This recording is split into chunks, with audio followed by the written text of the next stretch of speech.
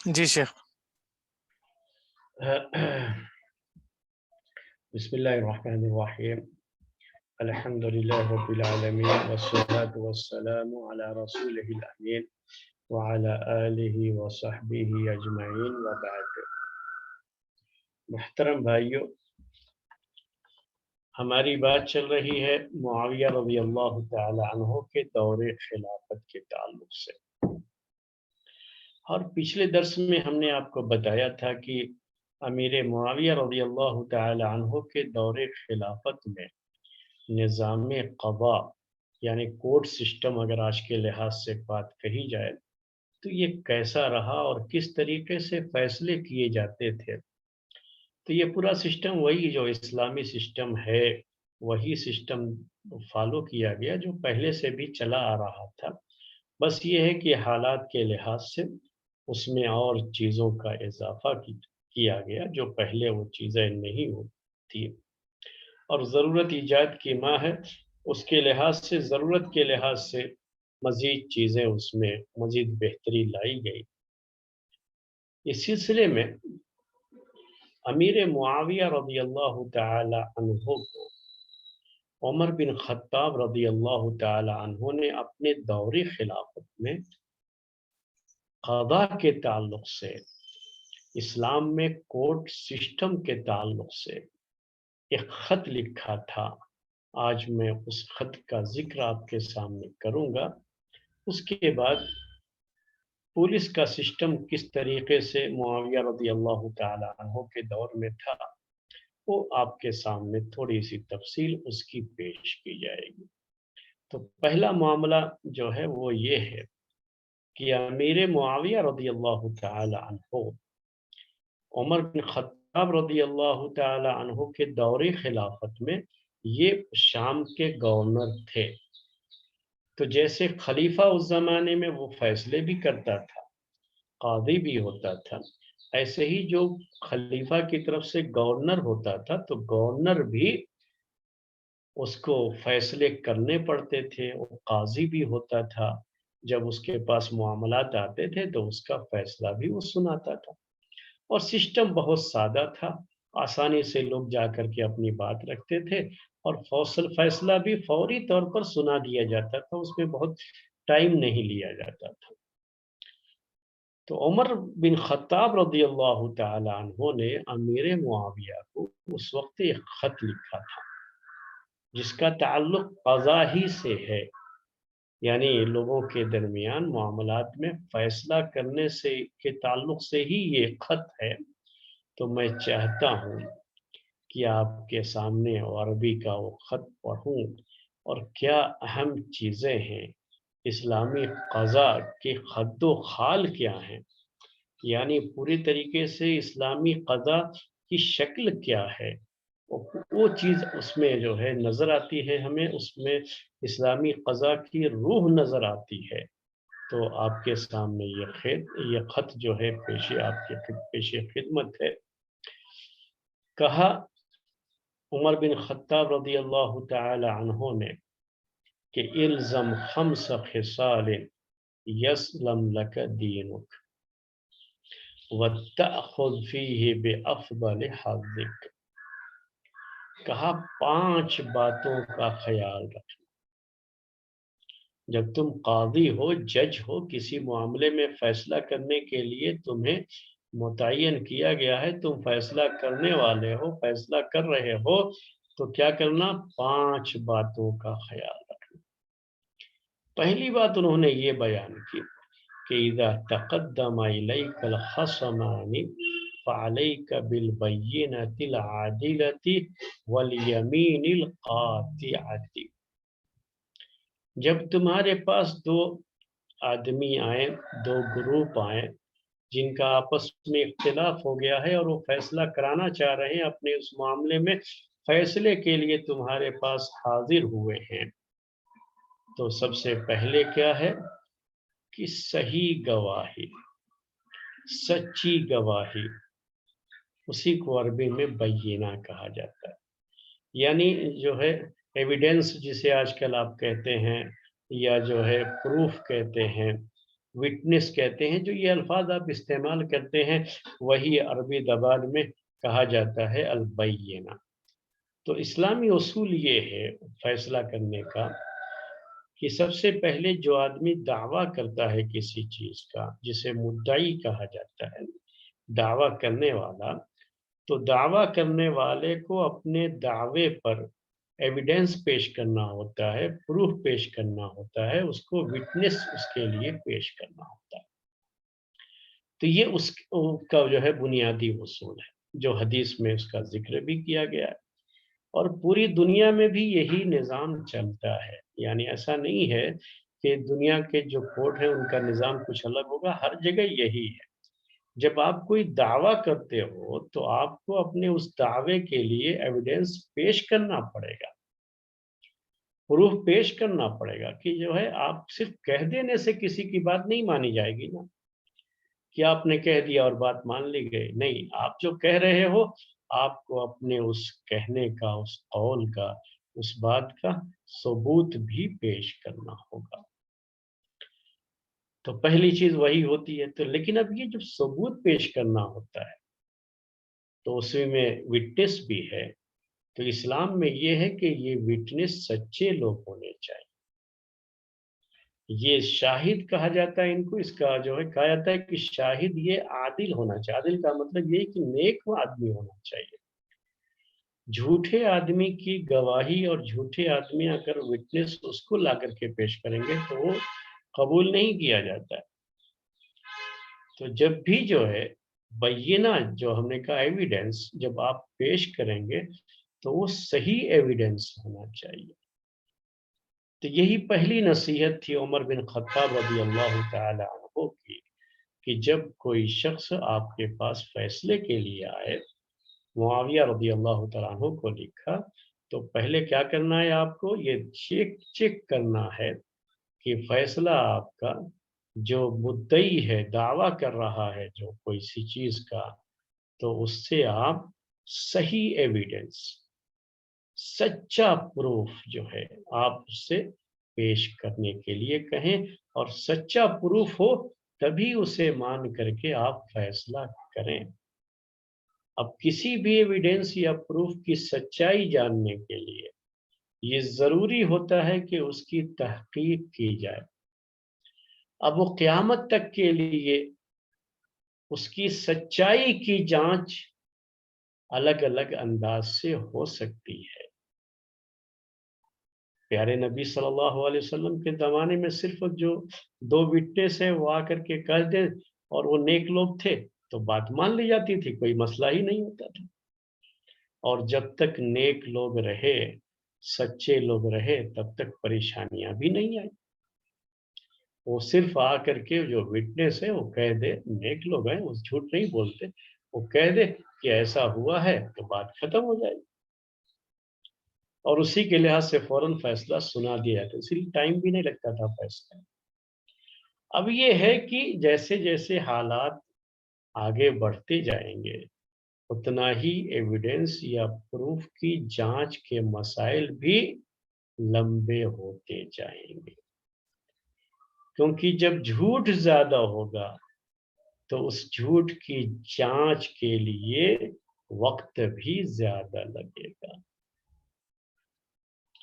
और बगैर उसकी जांच के सिर्फ एविडेंस है या फला आदमी गवाही दे रहा है, वो चाहे झूठी गवाही हो, उसने गवाही दे दिया, जो है विटनेस था तो हमने मान लिया, ऐसा भी नहीं है। यानी जो हमारे यहाँ कहा जाता है कि कानून अंधा होता है, अदालत के फैसले जो है अंधे होते हैं, तो वैसा नहीं है। बाकायदा उसे चेक किया जाएगा, मालूम किया जाएगा, मालूम हो करने की जो है चीज है ये। तो पहली बात ये होती है कि जो आदमी दावा कर रहा है उसके ऊपर ये जिम्मेदारी होती है कि वो उसके लिए एविडेंस पेश करे, प्रूफ पेश करे, और वो सच्चा प्रूफ होना चाहिए। अब अगर वो प्रूफ नहीं पेश कर पाया, वो साबित नहीं कर पाया अपने दावे को, तो जो दूसरा आदमी है जिसके ऊपर दावा किया गया था, उसको अरबी में मुद्दा अलैह कहा जाता है। یعنی جس کے اوپر دعویٰ کیا گیا کہ اس نے ایسا کیا ہے، تو اس شخص کو قسم کھانی ہوتی ہے کہ میں نے ایسا نہیں کیا ہے۔ جب قسم کھا لے گا تو چھوٹ جائے گا معاملہ۔ اس کی قسم، چونکہ اس کے خلاف کوئی جرم ثابت نہیں ہوا، ایویڈنس کوئی نہیں پیش کیا جا سکا دعوے کا، اور وہ قسم کھا رہا ہے کہ میں نے نہیں کیا ہے ایسا، تو پھر اسے چھوڑ دیا جاتا ہے۔ تو اب اسی کو آگے بیان کیا کہ فَعَلَيْكَ بِالْبَيِّنَةِ الْعَادِلَةِ وَالْيَمِينِ الْقَاطِعَةِ، یمین قسم کھلانا، تو اس سے قسم، جس کے اوپر دعویٰ کیا گیا ہے اس سے قسم کھلا لی جائے گی، اللہ کی قسم کھائے گا۔ اور جب سچا آدمی ہوگا تو اللہ کی جھوٹی قسم نہیں کھا سکتا، کیونکہ اس کی بڑی سخت سزا ہے پھر قیامت کے دن۔ جیسے جھوٹے گواہ، جو لوگ بہت معمولی سمجھتے ہیں آج گواہی دینے کو، وٹنس جو ہے، غلط وٹنس، جھوٹے جو ہے گواہ، ان کی بھی بڑی سخت سزا ہے قیامت کے دن۔ ایسے ہی جھوٹی قسم کھا کر کے اگر کوئی شخص کسی کا حق ہڑپنا چاہے گا تو اس کی بھی سزا بہت سخت ہے۔ تو کہا والیمین القاطع، یمین کافی ہوتا ہے لفظ قسم کھلانا، لیکن انہوں نے کیا کہا؟ یمین القاطع، یعنی یقینی قسم، لگے کہ یہ آدمی جو قسم کھا رہا ہے سچی قسم کھا رہا ہے۔ اور اگر تھوڑا شبہ ہوتا ہے کہ کہیں کچھ ہے، یہ جھوٹی قسم کھا رہا ہے، ایسا کچھ ہے، تو کوشش کریں معلوم کرنے کی کہ سچائی کیا ہے ایک جج کی، اور جو کورٹ میں لوگ ہیں ان کی یہ ذمہ داری بھی ہوتی ہے۔ کہا فَهُوَ الطَّرِيقُ لِلْقَاضِ الَّذِي لَا يَعْلَمُ الْغَيْبَ، کہا عمر بن خطاب رضی اللہ تعالیٰ عنہ نے امیر معاویہ کو خط لکھ کر کے یہ بات ذکر کی کہ یہی سب سے اہم چیز ہے جو قرآن میں اللہ تعالیٰ نے ذکر کی، حدیث میں پیارے نبی صلی اللہ علیہ وسلم نے بیان کیا، جو اسلامی شریعت کا اصول ہے قضاء اور ججمنٹ کے بارے میں، وہ یہ ہے کہ صحیح گواہ ہونے چاہیے۔ جو دعویٰ کر رہا ہے وہ اپنے جو ہے اس دعوے کے لیے صحیح گواہ پیش کرے، وٹنس پیش کرے، ایویڈنس پیش کرے، پروف پیش کرے اس کا، اور اگر وہ نہیں پیش کر پایا ہے تو جس کے خلاف دعویٰ کیا گیا ہے اسے سچی قسم کھانی ہے۔ اور کہا کہ یہی وہ راستہ ہے جس کے ذریعے سے قاضی فیصلہ کر سکتا ہے، جو قاضی غیب نہیں جانتا ہے۔ دنیا کا کوئی بھی جج ہو وہ غیب نہیں جانتا ہے۔ اگر کوئی اسلامی کورٹ کا بھی جج ہوگا تو وہ بھی غیب نہیں جانتا ہے، اس کو بھی پتہ نہیں ہے کہ ہوا کیا ہے، حقیقت میں کیا چیز ہے۔ اس کو جو فیصلے کرنے ہوتے ہیں وہ لوگوں سے سن کر کے ہی، جو وہاں دونوں فریق جو فیصلے کے لیے آئے ہیں انہی کے ایویڈنس اور ان کی قسموں کو دیکھ کر کے ہی اسے فیصلہ کرنا ہوتا ہے۔ وہ تو غیب نہیں جانتا، اپنی طور سے وہ کسی چیز کی جانچ کر سکتا ہے، تحقیق کر سکتا ہے، لیکن غیب نہیں جانتا۔ اس لیے غیب جانتا ہوتا تو اس کے مطابق وہ جانتا ہے کہ یہاں کیا ہوا ہے، وہ فیصلہ کرتا، لیکن غیب نہیں جانتا، اسی لیے اس کو یہ دیکھ کر کے فیصلہ کرنا ہوتا ہے۔ تو بڑی احتیاط کی ضرورت ہے وٹنس کو پہچاننے کے معاملے میں، اور ایسے ہی قسم کو پہچاننے کے معاملے میں کہ سچی قسم ہونی چاہیے۔ اس کے بعد دوسری بات انہوں نے ذکر کی، کہا وَأَدْنِ الضَّعِيفَ حَتَّى يَشْتَدَّ قَلْبُهُ وَيَنْبَسِطَ لِسَانُهُ۔ انہوں نے کہا امیر معاویہ رضی اللہ تعالیٰ عنہ کو خط لکھ کر کے کہ جب فیصلہ کرنا ہو تو جو کمزور ہے اسے قریب کرو، کمزور کو قریب کرو۔ یہ نوٹ کیجئے گا، بڑی اہم چیز ہے، اور اسی لیے میں یہ خط آپ کے سامنے پڑھ بھی رہا ہوں۔ آج کے ان حالات میں بھی آپ کو یہ چیزیں سمجھ میں آئیں گے کہ دیکھیے اس زمانے میں لوگ کیسے ان چیزوں کا خیال کرتے تھے کہ دو آدمی اپنے فیصلے کے لیے آئے ہوئے ہیں، ایک اس میں سے بڑا طاقتور ہے، دوسرا کمزور ہے۔ تو ہوتا کیا ہے آج کے اس دور میں، طاقتور کو اس کی طاقت کی وجہ سے ہی وہ قاضی پر، جج پر اثر انداز ہوتا ہے اور اس کے حق میں فیصلے ہو جاتے ہیں۔ کمزور آدمی اپنی بات کو صحیح سے نہیں پیش کر پاتا، کیا کرے؟ آج کے دور میں کیا ہوتا ہے، وکیل کرنا ہے اسے تو کہاں سے جو ہے وکیل، زیادہ پیسے تو اس کے پاس ہے نہیں کہ کوئی اچھا سا وکیل، وکیل میں بھی اچھا اور غیر اچھا وکیل بھی ہوتا ہے کہ کون سا وکیل ہے جس کی بات جج سن کر کے فیصلہ دے دیتا ہے۔ تو یہ سب چیزیں اب ہو گئی ہیں جو اس زمانے میں نہیں تھی۔ تو عمر بن خطاب رضی اللہ تعالیٰ عنہ نے یہ کہا کہ جو کمزور ہے اسے قریب کرو، اس کا دل اس وقت یہ محسوس کرے کہ یہاں مجھے انصاف ملے گا، اور آ کر کے وہ بھی اپنی بات کو صحیح طریقے سے زبان سے کہہ سکے۔ ورنہ وہ چھوٹا آدمی ہے، کمزور آدمی ہے، تو ڈر ڈر کر کے جو بات کہنی ہے وہ بھی وہ صحیح سے نہیں کہہ پائے گا، تو آپ کو فیصلے میں لگے گا کہ شاید آدمی یہی غلط ہے، حالانکہ آدمی ہو سکتا ہے وہی صحیح ہو۔ یہاں ایک پوائنٹ اور آپ کے سامنے کلیئر کر دیں کہ اسلامی جو ہے ججمنٹ کا یہ اصول ہے، اسلامی کورٹ کا یہ اصول ہے کہ جو دو فریق ہوں گے وہ دونوں کو برابر کا درجہ حاصل ہوتا ہے، چاہے اس میں سے کوئی ایک کتنا ہی طاقتور کیوں نہ ہو اور دوسرا کتنا ہی کمزور کیوں نہ ہو، چاہے ان میں سے کوئی ایک کتنا ہی مالدار کیوں نہ ہو اور دوسرا کتنا ہی فقیر اور غریب کیوں نہ ہو، چاہے ان میں سے کوئی ایک جو ہے بڑے منصب اور اونچے مرتبے والا ہو اور اس کے مقابلے میں دوسرا وہ ایک عام آدمی ہو۔ تو ہر صورت میں جب دونوں فیصلے کے لیے آئیں گے تو دونوں کے ساتھ معاملہ برابری کا کیا جائے گا، یہ اسلامی کورٹ کا اصول ہے۔ یعنی اگر اسلامی کورٹ میں دو آدمی آئیں فیصلے کے لیے، اس میں سے اگر ایک حاکم وقت ہے اور دوسرا ایک عام جو ہے جنتا جسے آپ کہتے ہیں، ایک عام جو ہے ناگرک ہے، تو بھی دونوں برابر بیٹھیں گے، دونوں کو اس کوڈ کے اندر برابری کا درجہ حاصل، تفریق نہیں کی جائے گی کہ یہ بڑا ہے یہ چھوٹا ہے، ایسا نہیں ہے اسلام۔ اگر اس میں تفریق کر دی گئی تو پھر فیصلے میں بھی تفریق ہو جائے گی، یاد رکھیے گا۔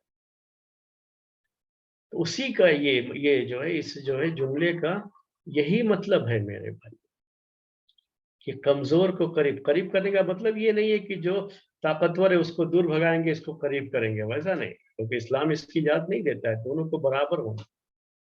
یعنی ایسا ہوگا کہ جو طاقتور ہوگا اپنی طاقت کے بل بوتے پر تم تک پہنچنے میں اسے آسانی ہوگی، کمزور دبا سا رہے گا، تو دونوں کو برابر رکھنا ہے، اس سے کمزور کو قریب کرو، نہیں آپ بھی آؤ یہیں پہ، آپ بھی دونوں ساتھ میں جو ہے بیٹھو اور دونوں کو برابر طریقے سے اپنی بات کہنے کا موقع ملے۔ یہ اسلامی جو ہے ججمنٹ، اسلامی کورٹ کا یہ اصول ہے، اس کی طرف توجہ دلائی۔ اس کے بعد تیسری بات یہ کہی کہ وَتَعَاهَدْ الْغَرِيبَ فَإِنَّكَ إِن لَّمْ تَتَعَاهَدْهُ تَرَكَ حَقَّهُ وَرَجَعَ إِلَىٰ أَهْلِهِ فَرُبَّمَا ضَيَّعَ حَقَّهُ مَن لَّمْ يَرْفَعْ بِهِ رَأْسَهُ۔ کہا کوئی اگر اجنبی ہے، غریب ہے، اسٹرینج سے آپ کہتے ہیں آج کی زبان میں، یعنی وہ اس شہر کا نہیں رہنے والا ہے، کسی دوسرے شہر کا رہنے والا ہے، یا اس ملک کا رہنے والا نہیں ہے، کسی اور ملک کا رہنے والا ہے، وہ یہاں پر آیا ہوا ہے اور اس کا معاملہ فیصلے کے لیے آیا ہے، تو ایک طرف وہ اجنبی ہے، ایک طرف وہ اسٹرینج مین ہے، اور دوسری طرف یہیں کا ایک شہری ہے۔ تو ہوتا یہ ہے کہ عام طریقے سے ایسے معاملات میں جو اسی شہر کے رہنے والے ہوتے ہیں نا، ان کی بات کو اہمیت دے دی جاتی ہے، اور مسافر کی بات کو اتنی اہمیت نہیں دی جاتی۔ تو علاقے کے لحاظ سے لوگ سپورٹ کر دیتے کہ یہ ہمارا اپنا آدمی ہے، ہمارے علاقے کا ہے، یہ تو باہر سے آیا ہوا ہے۔ تو یہ علاقے کے لحاظ سے سپورٹ کرنے کا طریقہ یہ اسلامی طریقہ نہیں ہے۔ اسلام اس کی اجازت نہیں دیتا ہے۔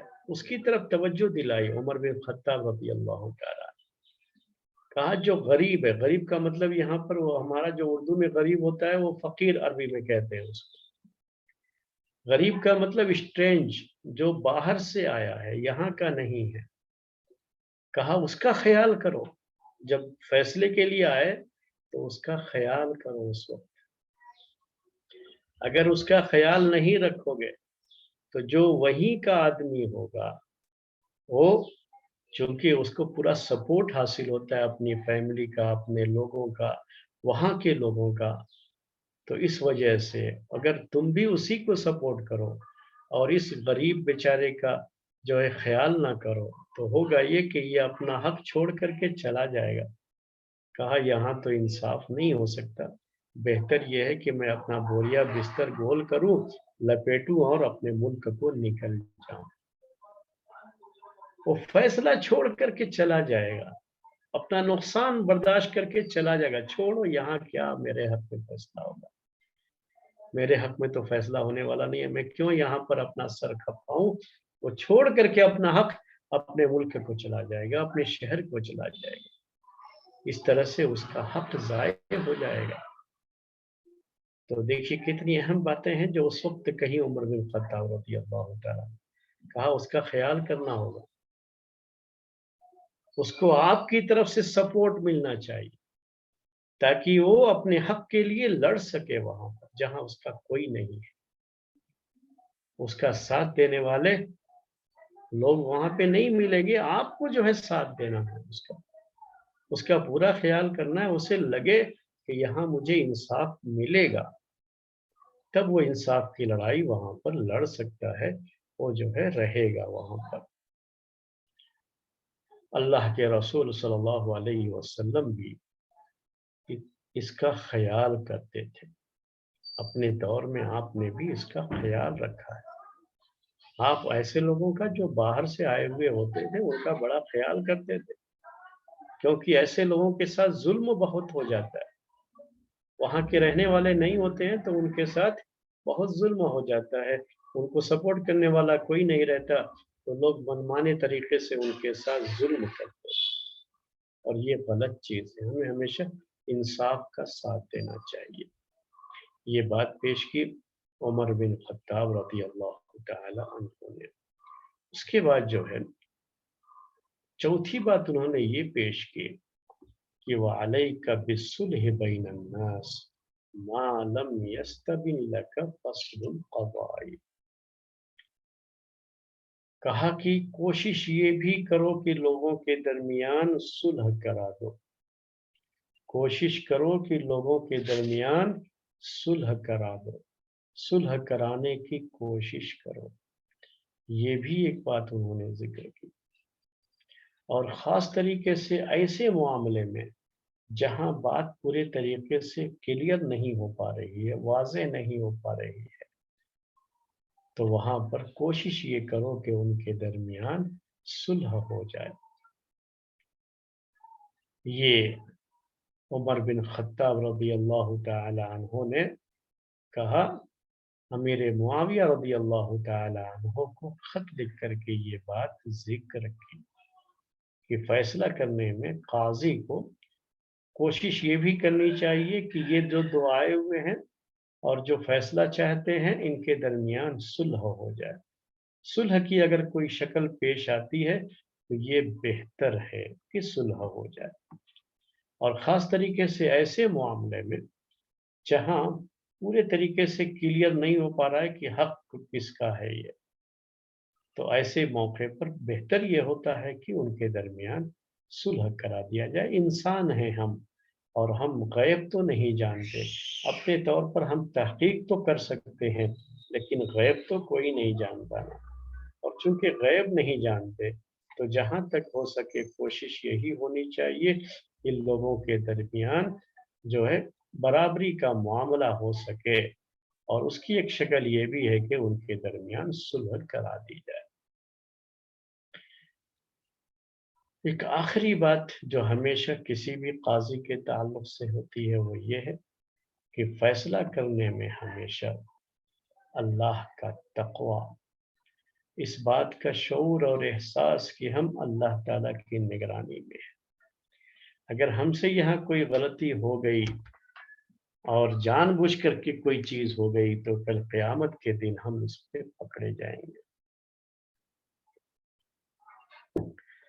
اگر ہم نے اپنے طور پر پوری کوشش کی، جلد بازی نہیں کی، اور پوری تحقیق کے بعد، پوری کوشش کے بعد، ہم نے اجتہاد کے بعد ہم نے کوئی فیصلہ سنایا، تو اللہ تبارک و تعالیٰ اگر غلطی بھی ہوئی تو اللہ تعالیٰ غلطی کو معاف کرنے والا ہے.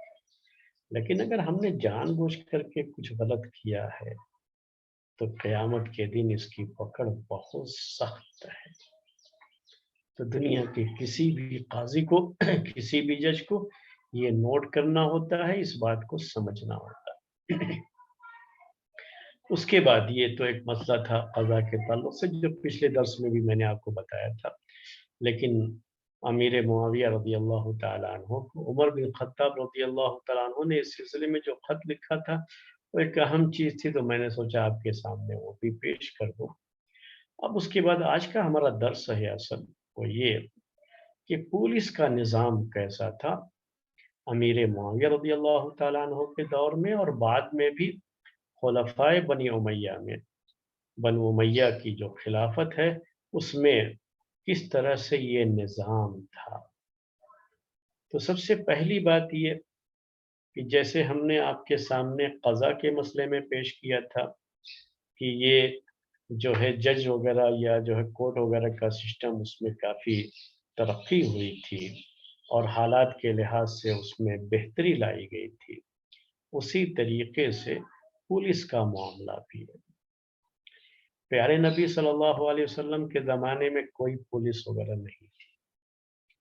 خلفائے راشدین کے دور میں بھی پولیس کا یہ سسٹم ہی نہیں تھا.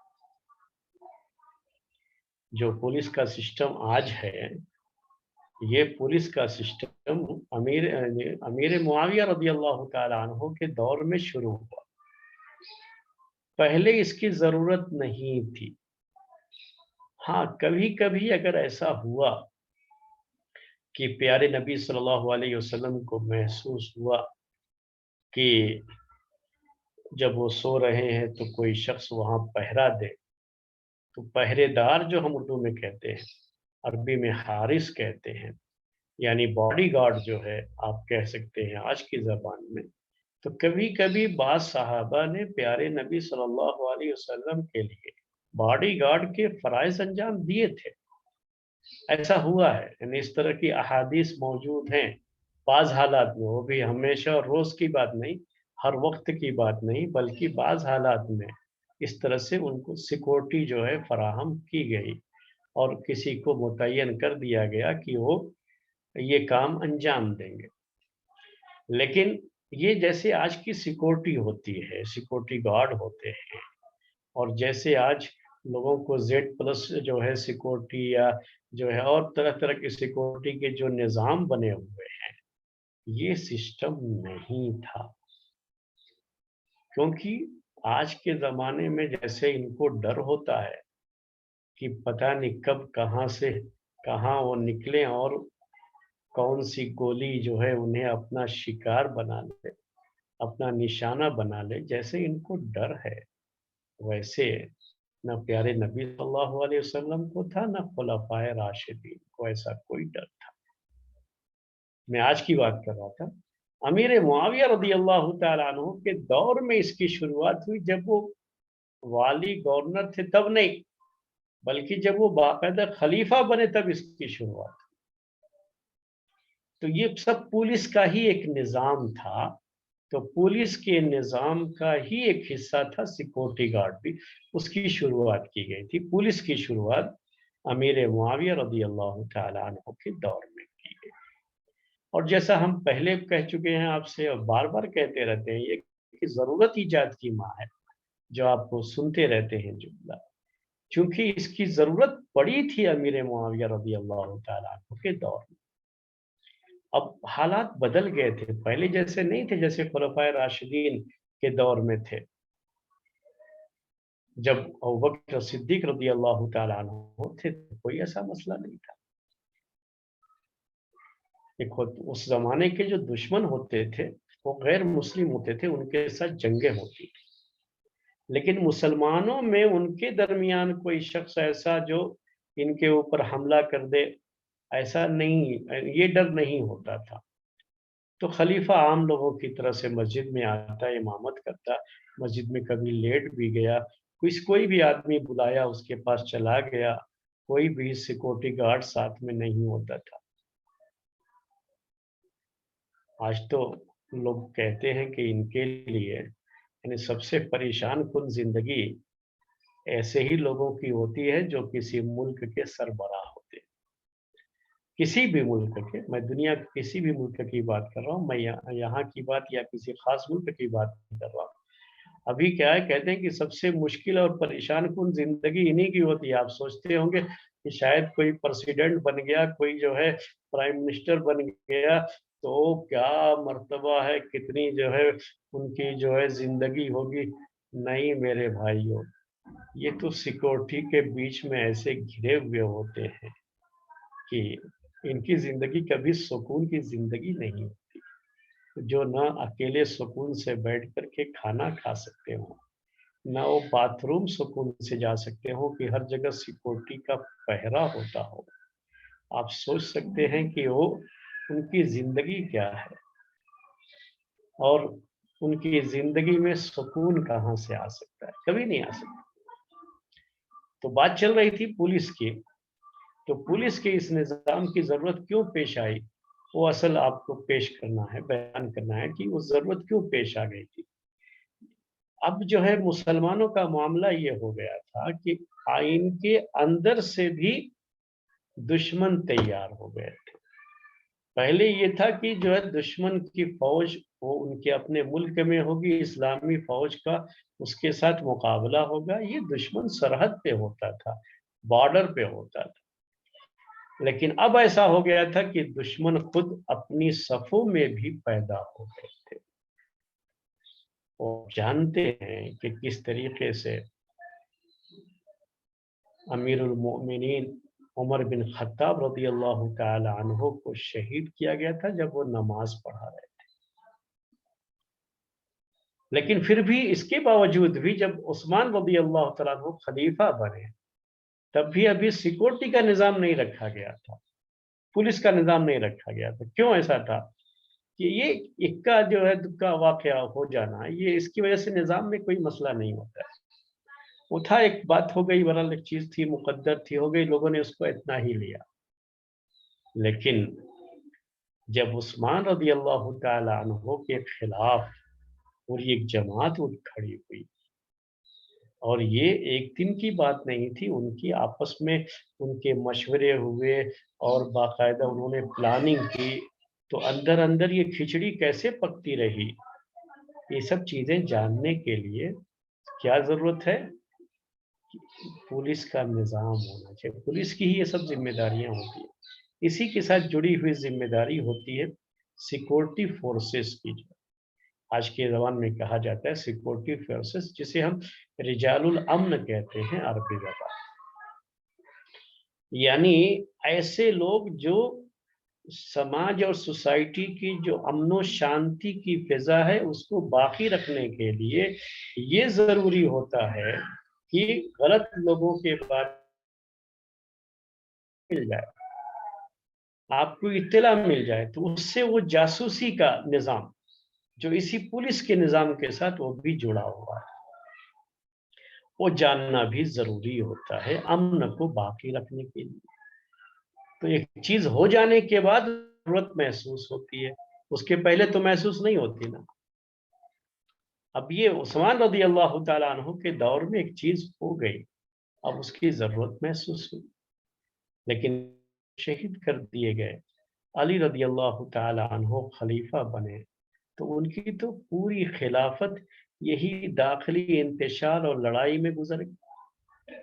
اس لیے باقاعدہ جو ہے بیٹھ کر اس سلسلے میں سوچ کر کوئی نظام بنانے کا انہیں بھی موقع نہیں ملا، اور حالات پہلے سے بھی خراب ہو گئے کہ اندر جو ہے دشمن پیدا ہونے لگے تھے، کیونکہ جو ہے علی رضی اللہ تعالی عنہ کو جو شہید کیا گیا اور اسی کا ایک حصہ تھا، باقاعدہ اس کے بارے میں پلاننگ کی گئی، 3 آدمیوں کو ایک ہی وقت میں مارنے کی پلاننگ کی گئی تھی خوارج کی طرف سے۔ وہ 3 آدمی کون تھے؟ امیر معاویہ رضی اللہ تعالیٰ عنہ اور علی رضی اللہ تعالیٰ عنہ اور عمر بن عاص رضی اللہ عنہ، ایک ہی وقت میں تینوں کو مارنے کی باقاعدہ پلاننگ کی گئی، اور پلاننگ کے ساتھ تینوں پر ایک ہی دن میں حملہ ہو یہ کوشش کی گئی، لیکن اللہ تبارک و تعالیٰ نے امیر معاویہ رضی اللہ تعالیٰ عنہ کو بچا لیا اس حملے میں، وہ محفوظ رہ گئے، زندہ رہ گئے، اور عمر بن عاص اس دن حاضر نہیں ہوئے تھے، دوسرے جو ہے ان کی جگہ پہ نماز پڑھانے کے لیے گئے، اور تیسرے علی رضی اللہ تعالیٰ عنہ تو انہیں شہید کر دیا گیا۔ تو اب ظاہر سی بات ہے کہ اب یہ کیا ہو گیا، خوارج یہ اب یہ اندر کے دشمن ہو گئے نا، چونکہ یہ تو مسلمان تھے، کلمہ پڑھے ہوئے لوگ تھے،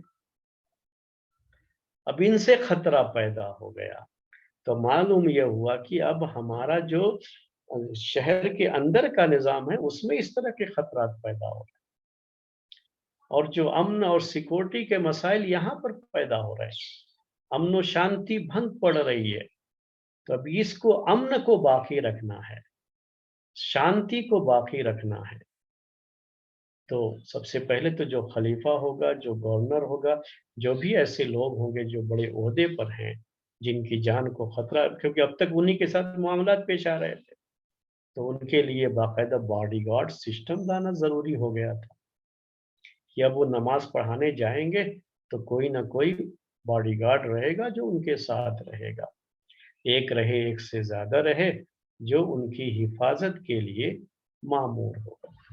تو پولیس کا نظام، پولیس کے نظام میں ہی یہ چیز داخل تھی کہ سیکورٹی گارڈ باقاعدہ رکھے گئے، تو سب سے پہلے تو یہی چیز متعین ہوئی کہ سیکورٹی گارڈ امیر معاویہ رضی اللہ تعالیٰ عنہ نے اپنے لیے بھی اور جتنے بھی گورنر تھے ان کے، ان سب کے لیے بھی انہوں نے ایک نظام بنا دیا کہ اب ان کے لیے باقاعدہ سیکورٹی رکھی جائے گی، جو پولیس کا ایک حصہ تھا۔ تو یہ شروعات ضرورت کیسے پڑی، اور شروعات کیونکہ امیر معاویہ رضی اللہ تعالیٰ عنہ کے دور میں مسلمانوں کی صفوں میں ہی دشمن جو تھے وہ شیعہ اور خوارج، یہ دونوں دشمن تھے امیر معاویہ رضی اللہ تعالیٰ عنہ، اور ان کے جو بھی گورنر تھے، ان کے دور کا جو بھی نظام حکومت ہے، اس نظام کے خلاف آواز اٹھانے والے یہ دونوں تھے۔ اب باقاعدہ ایسے لوگ جو ہے تھے سماج میں، کون ہے، کیا ہے، کس کے پیچھے آپ پڑھتے رہیں گے، اس لیے بہتر ہوتا ہے کہ سیکورٹی کا نظام بنایا جائے، ضرورت ہوئی سیکورٹی گارڈ رکھے گئے۔ اس کے بعد شہر کی امن و امان کو باقی رکھنے کے لیے، یعنی شہر کی شانتی باقی رہے، وہاں چوری ڈکیتی نہ ہو، لوگوں کی جان مال کو کوئی خطرہ نہ ہو، لوگوں کی سیکورٹی کے لیے پھر کیا نظام لایا گیا، پولیس کا، ایک طرف امیر المومنین یعنی خلیفہ وقت کی سیکورٹی، اور ان کی طرف سے جو گورنر متعین کیے جاتے ہیں ان کی سیکورٹی کے لیے پولیس کا نظام، اور دوسرا جو ہے جنرل پبلک کی سیکورٹی کے لیے بھی، ان کے جان و مال کی حفاظت کے لیے بھی سیکورٹی کے نظام کی جو ضرورت تھی اس کے لیے پولیس کا نظام لایا گیا۔ تو ضرورت ایجاد کی ماں ہے، ضرورت ہوئی تو پولیس کا یہ نظام لایا گیا۔ امیر معاویہ رضی اللہ تعالی عنہ کے دور میں اس کی شروعات ہوتی ہے، باقاعدہ شروعات उसी दौर में होती है। पहले भी जो है इक्का दुक्का इस तरह की चीजें थी, लेकिन बाकायदा निज़ाम नहीं था, वो मैंने आपको शुरू में बता दिया, लेकिन इनके दौर में ये शुरू हुई बात। और मुगीरा बिन शोबा रदियल्लाहु ताला अन्हु, जब इनको अमीर मुआविया रदियल्लाहु ताला अन्हु ने कूफे का गवर्नर बनाया, तो इन्होंने अमन और सिक्योरिटी को बाकी रखने के लिए, लोगों की हिफाजत के लिए और शांति को बाकी रखने के लिए इन्होंने पुलिस का निज़ाम वहाँ मुतय्यन किया।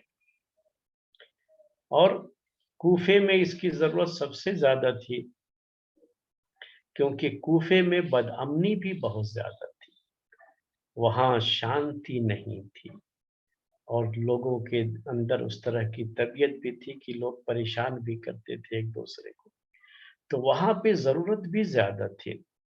और सबसे पहले इन्होंने पुलिस का जो बड़ा जिम्मेदार बनाया, इंतहाई सख्त मिजाज आदमी को बनाया, जिसको कबीसा बिन दम्मून कहा जाता था। और बाकायदा जो है ये सिस्टम बनाया कूफे के अंदर, क्योंकि कूफे के अंदर शियों और खवारिज की तरफ से अमन को भंग करने की और शांति को खत्म करने की कोशिश ज्यादा हो सकती थी। तो बाकायदा जो है ये जो पुलिस का बड़ा आदमी होता था, उसके जो है उसके अंडर में बहुत सारी पुलिस होती थी। वो क्या करते थे कि कहीं भी कोई भी इस तरह का मामला हो तो फौरी तौर पर उसको खत्म करें। कोई भी आदमी इस तरह की गलत हरकत करने के लिए मालूम होता है कि वो कुछ कोशिश कर रहा है, तदबीर कर रहा है, सोच रहा है, साजिश कर रहा है, तो उनको पकड़ करके जेल में डाल दिया जाए।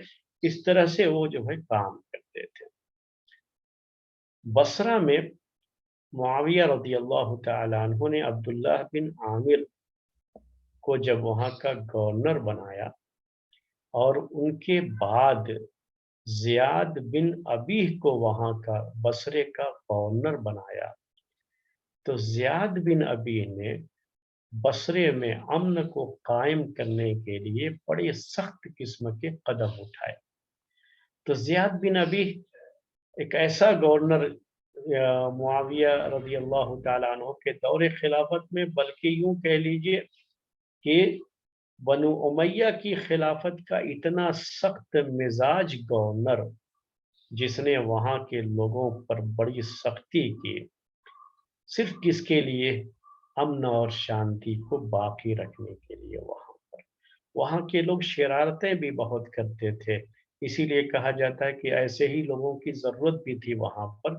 तो सबसे पहले सख्त मिजाज आदमी बसरे में, सख्त मिजाज आदमी गवर्नर बनाया गया 54 हिजरी में, ज़ियाद बिन अबी। बाद में कूफे की गवर्नरी भी इसको दे दी गई थी, और इस इलाके में अमन कायम करने की जिम्मेदारी इसकी थी, ज़ियाद बिन अबी की।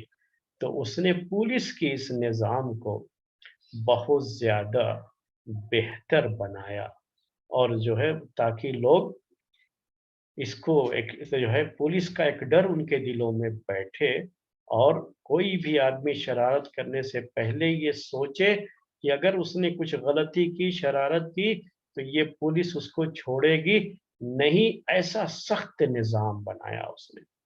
उसकी सख्ती इतनी मशहूर है कि आगे चल करके अमीर मुआविया रदियल्लाहु ताला अन्हु के दौर के जो मशहूर गवर्नर थे, जिसमें ज़ियाद बिन अबी भी एक बड़ा अहम नाम है, उसका जो खुतबा है उसको खुतबा बतरा कहा जाता है। मैं आगे के दर्स में इंशाअल्लाह वो पेश करने की कोशिश करूँगा, उससे आपको समझ में आएगा कि वहाँ पर अमन व शांति को कायम करने के लिए कितना सख्त कदम उसने उठाया था। और इतना सख्त कदम उठाया था कि वहाँ ये कहने के लिए लोग मशहूर हो गए थे कि उनजो या साद फ़क़द हलक साइद। ये अरबी का एक मुहावरा है कि साद तुम अपनी फिक्र करो, अपने बचने की फिक्र करो, सईद तो हलाक हो चुका है। तो ये चीज वहां पर जो है पैदा हो गई थी। मैं आपको एक वाकया उस जमाने का बयान करता हूँ, उससे आपको लगेगा कि जो है किस तरह से इस पुलिस के निज़ाम ने वहाँ पर हालात को कंट्रोल किया। ये मशहूर हो गया था बसरे में उस वक़्त कि चोरियाँ बहुत हो रही हैं, डकैती हो रही है और कोई जो है लोगों को सुकून नहीं था, उनके माल की हिफ़ाज़त, उनके जान की हिफ़ाज़त, इस तरह की चीज़ें जो है पैदा हो गईं। अब उसके बाद हुआ ये कि एक आदमी जो मालदार था, उसने अपने घर के लिए सिक्योरिटी के तौर पर कुछ लोगों को अपनी जो है उजरत पर, यानी वो खुद तनख्वाह देगा उनको, इस पर जो है रख लिया, सैलरी दे करके रख लिया। उस ज़माने में जो भी सैलरी का निज़ाम रहा हो उसके लिहाज से। जब मालूम हुआ ज़ियाद बिन अबीह को कि ऐसा-ऐसा है, एक आदमी ने ऐसा जो है किया है, क्योंकि लोगों को अब जो है बड़ा खौफ रहता है कि पता नहीं रात में कब चोर आकर के चोरी कर जाए या कौन डाका डाल दे। उसकी वजह से लोगों ने खुद अब अपनी सिक्योरिटी के लिए कुछ लोगों को मुतय्यन करना शुरू कर दिया है। जैसे ही ज़ियाद बिन अबी को ये मालूम हुआ, तो उन्होंने जो उनका पुलिस का सुपरिटेंडेंट था, यानी पुलिस का बड़ा आदमी था, पुलिस का निज़ाम तो बना दिया था उन्होंने। अब उन्होंने ये हुक्म जारी किया कि अब जो है पुलिस को ये हुक्म दीजिए कि इशा की नमाज के बाद वो खुद सारे रास्तों में पहरा देंगे। रात में अगर कोई भी शख्स नजर आ गया तो उसकी खैर नहीं है। ये चीज जो है पुलिस का निज़ाम बनाने के बाद अब जो है पुलिस को मुख्तलिफ जिम्मेदारियां थोड़ी थोड़ी करके जहां जहां जरूरत महसूस होती वैसे जो है करते थे। तो ये जो है मुतय्यन किया ज़ियाद इब्न अबी ने कि अब रात को लोगों को परेशानी ना हो और लोगों को खुद अपनी सिक्योरिटी के लिए जो अलग से सिक्योरिटी गार्ड वगैरह को ना रखना पड़े, बल्कि पुलिस की जिम्मेदारी होगी कि लोगों के घरों की हिफाजत। तो ये रात को पहरा देती रहेगी पुलिस। कहीं भी कोई गलत आदमी नजर आ गया तो फौरी तौर पर उसे पकड़ करके, और ये जो बहुत सख्त सजा थी, मैं आगे चल करके जब उसका खुतबा सुनाऊंगा तो आपको समझ में आएगा। तो लोगों की रूह कांप जाती थी उस वक्त, बहुत डर जो है लोगों में बैठ गया था।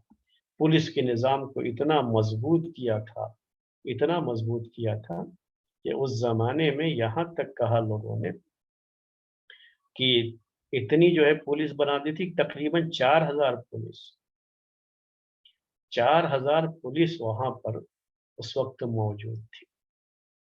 ये बसरा शहर में जब जो है ये ज़ियाद इब्न अबी वहाँ का गवर्नर था, उसने इस निज़ाम को वहाँ पर बहुत सख्ती के साथ नाफिज किया था। एक मर्तबा ऐसा भी हुआ कि जब ये सख्त निज़ाम बना दिया उसने कि रात में पुलिस घूमती रहेगी और कहीं भी रात में अगर कोई शख्स नजर आ गया तो पकड़ करके सीधे उसकी गर्दन जो है मार दी जाए। ये हुक्म था उसका कि किसी भी शख्स को रात में कोई मिला बाहर तो कुछ भी नहीं, उसको गर्दन मार दी जाएगी। एक आदमी बाहर का कोई शख्स हो जो है वहां आया।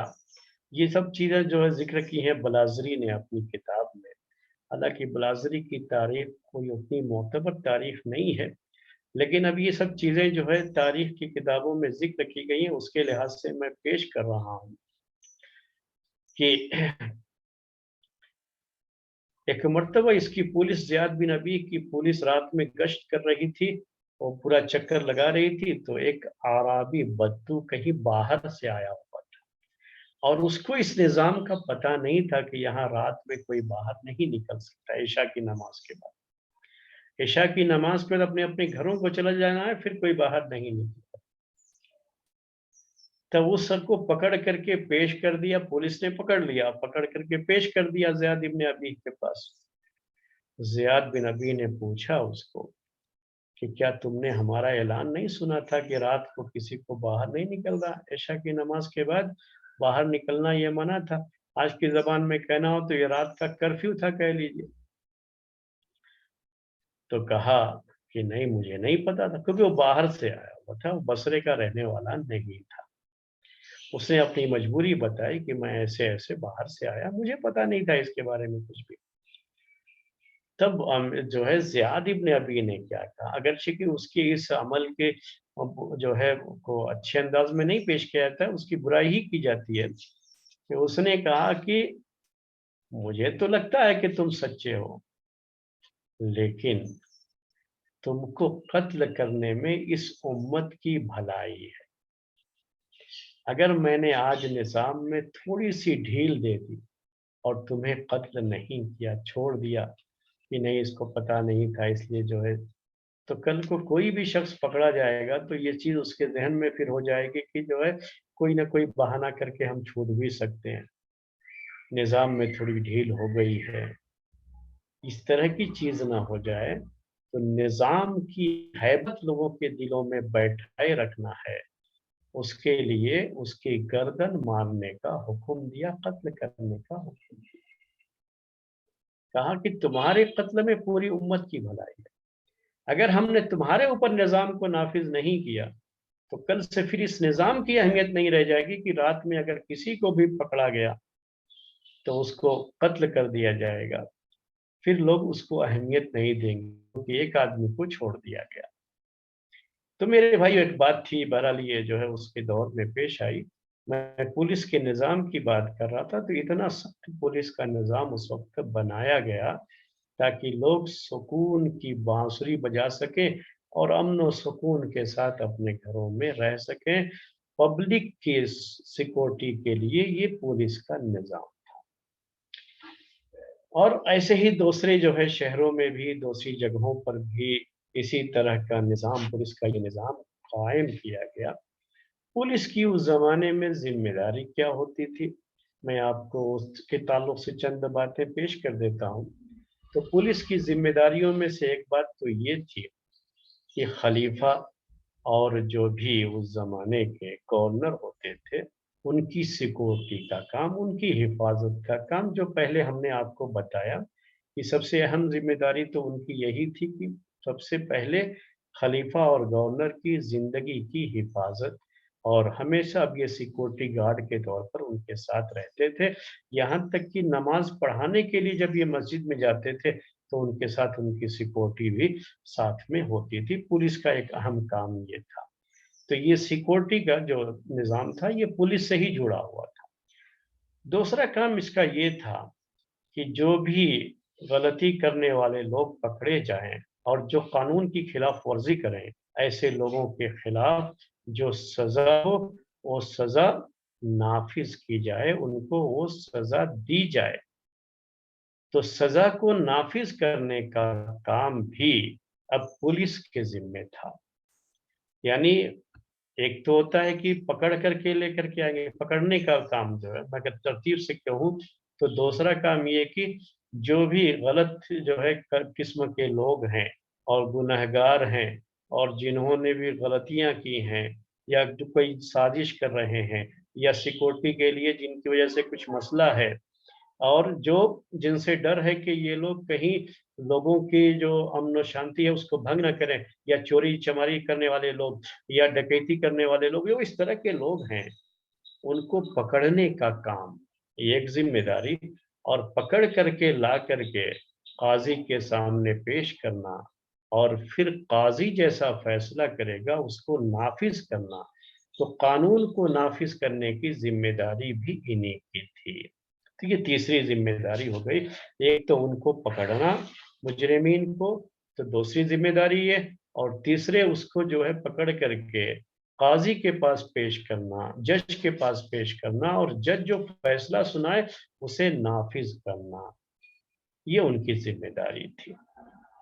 اب جو ہے اس ذمہ داری سے جڑی ہوئی کچھ اور چیزیں بھی ہو جاتی ہیں، جیسے ابھی ہم نے آپ سے کہا تھا کہ جو پوری سیکورٹی کا نظام ہے، खलीफा और जो है गवर्नर का, वो भी इसके साथ जुड़ गया निज़ाम। एक निज़ाम और भी जुड़ गया था, वो निज़ाम था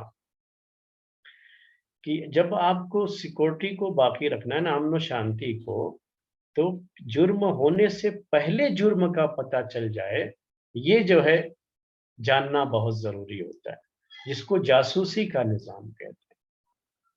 जैसे आजकल आप इंटेलिजेंस कहते हैं, जो जो ये कंपनियां होती हैं उसकी, तो इन पुलिस वालों के साथ ही मिलकर के उन्हें भी काम करना होता है। तो कोई भी इस तरह की चीज होती है तो वक्त से पहले वो पुलिस को खबर देंगे कि ऐसा फलां जगह पे चल रहा है।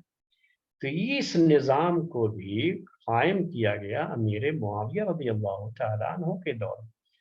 और बाकायदा इसकी वजह से बाज़ खवारिज और बाज़ शिया जो हुकूमत के खिलाफ खड़े होने की साजिशें कर रहे थे या लोगों को भड़का रहे थे, उसके बारे में वक्त से पहले ही पता चला और उनके खिलाफ जो है कार्रवाई भी की गई। तो ये चीज़ कि आप जुर्म होने के बाद पकड़ोगे तो कोई अलग मसला होता है।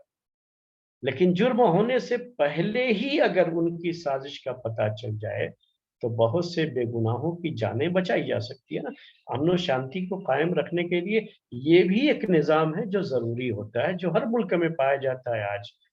अमीर मुआविया रज़ी अल्लाह तआला अन्हु के दौर में भी इसकी शुरुआत की गई। और आपको ताज्जुब होगा कि उस वक़्त जो सिक्योरिटी के लिए लोग रखे गए थे इस सिलसिले में, जैसे बैतुल माल है, तो बैतुल माल की सिक्योरिटी के लिए भी आदमी चाहिए और भी दूसरी चीज़ों की। तो उस ज़माने की जो सिक्योरिटी रखे गए थे, वो अक्सर गैर अरब थे। तारीख की किताबों में ये ज़िक्र है कि वो अक्सर जो है गैर अरब लोग थे, जिनको इन कामों के लिए रखा गया। इसी से जुड़े हुए कुछ और भी जो है काम हुआ करते थे, उसमें से एक काम ये भी था कि अगर कभी ऐसा हो जाए कि किसी आदमी ने दूसरे का माल ले लिया है, हड़प कर लिया है, तो अब ये माल उसके पास से हासिल करना है। तो पुलिस के अंदर ही एक डिपार्टमेंट ऐसा भी होता था जो इस काम को अंजाम देता था कि किस तरीके से ये दूसरों के पास से माल लेकर के, जो दूसरे ने किसी का माल हड़प कर लिया है, कैसे उसके पास से वो माल निकालना है। जिसका एक जो है पहलू ये भी है कि अगर टैक्स वगैरह की वसूली का मामला है, तो वो भी एक सिस्टम था जो पुलिस के ही मातहत एक सिस्टम होता था जो ये काम वो जो है अंजाम दिया करते थे। एक और था पुलिस से जुड़ा हुआ काम, उसको निज़ामुल हिस्बा कहते थे उस ज़माने में। अरबी में निज़ामुल हिस्बा का मतलब ये होता था कि ये एक तरह की तंज़ीम थी, एक तरह की ऑर्गेनाइज़ेशन थी, जो बाज़ार के मामले में देखभाल करती थी। यानी अब बाज़ार में कोई चीज़ कितने की बेची जा रही है, क्या जो है सिस्टम है, क्या धोखाधड़ी तो नहीं चल रही है। जो बाज़ार का सिस्टम है, उसकी सिक्योरिटी के लिए कि लोगों को वहाँ धोखा ना दिया जाए बाज़ार में, और जो तिजारत करने वाले लोग हैं, वो सही तरीके से तिजारत करें। वो निज़ाम भी ज़रूरी है ना, लोगों की माल की हिफाज़त में ये भी चीज़ शामिल है। तो उसी के लिए कुछ लोग बाकायदा एक तंज़ीम थी, उसी को जिहाजुल हिस्बा कहा जाता था। यानी एक ऑर्गेनाइज़ेशन थी ये, जो बाकायदा जो है अगर टैक्स वगैरह जो चीज़ें बेची जा रही हैं, अगर हुकूमत की तरफ से कोई टैक्स वगैरह है, या हुकूमत की जो दुकानें वगैरह हैं वक़्फ़ वगैरह के ताल्लुक से, जिसकी जो है आमदनी हुकूमत को आएगी, बैतुल माल को आएगी, जो भी इस तरह की चीज़ें हैं, तो अब उसका किराया वगैरह वसूल करना, ये सारे काम की ज़िम्मेदारी इन्हीं की होती थी। और ये लोग जाके चेक करते थे कि कोई वज़न करके कोई चीज़ दे रहा है, तो पूरा वज़न कर रहा है कि नहीं, कहीं धोखा तो नहीं दे रहा है, नाप करके दे रहा है, तो सही तरीके से नाप के दे रहा है कि नहीं। तो ये सारी चीज़ों की निगरानी करना ये इनकी ज़िम्मेदारी होती थी और ये निगरानी करते थे। और ये सब मालूमात करने के लिए अचानक छापा मारते थे कहीं भी जा कर के, ताकि अगर कहीं कोई ऐसी चीज़ है, तो उसे ख़त्म करें। कहीं भी ख़यानत है, कहीं भी लोगों को लूटा जा रहा है, ताजिरों के ज़रिए से अगर कहीं लूट-मार चल रही है और जो है लोगों को के साथ धोखाधड़ी चल रही है, तो मालूमात करने के लिए अचानक छापे मारते थे ये लोग। एक तंज़ीम थी, और एक ऑर्गेनाइजेशन थी जो पुलिस के ही मातहत होती थी ये, यानी पुलिस के ज़ेर निगरानी ही ये काम करती थी।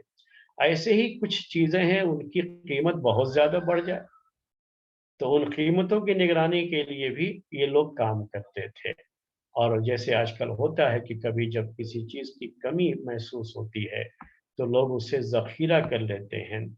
यानी लोग खुद अपने पास जो है गोदामों में उसको डाल देते हैं, मार्केट में नहीं निकालते, ताकि डिमांड पैदा करें, उसके बाद सप्लाई करेंगे तो महँगी बिकेगी। उसको अरबी ज़बान में एहतिकार कहा जाता है। और इसकी निगरानी करने के लिए भी ये लोग काम करते थे और बाकायदा बाजार का चक्कर लगाते रहते थे, इन सब चीज़ों को मालूम करते रहते थे। तो ये एक सिस्टम था जो उस ज़माने में बनाया गया, और ये सिस्टम भी पुलिस के ही मातहत ये सिस्टम भी चलता था। उसके बाद ये भी शक्ल होती थी, एक को निज़ामुल मुराक़बा कहते थे, एक सिस्टम और था, ये भी पुलिस के साथ ही जुड़ा हुआ सिस्टम, उसको निज़ामुल मुराक़बा कहते थे। मुराक़बा का मतलब निगरानी करना। तो इसका काम ये होता था कि ये निगरानी रखे कि किस तरीके से लोग जो अभी नए-नए मुसलमान हो रहे हैं, उनके हालात को जानना।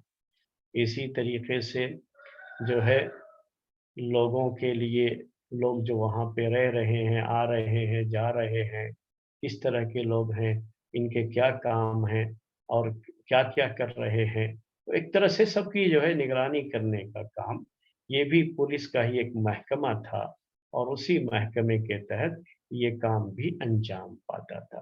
तो ये पुलिस का जो निज़ाम था उसके बारे में चंद बातें मैंने आपके सामने पेश कर दी, और आज का दर्स हम इसी पर ख़त्म करते हैं। सुब्हानक अल्लाहुम्मा व बिहम्दिका अशहदु अन ला इलाहा इल्ला अंत अस्तगफिरुका व अतूबु इलैक।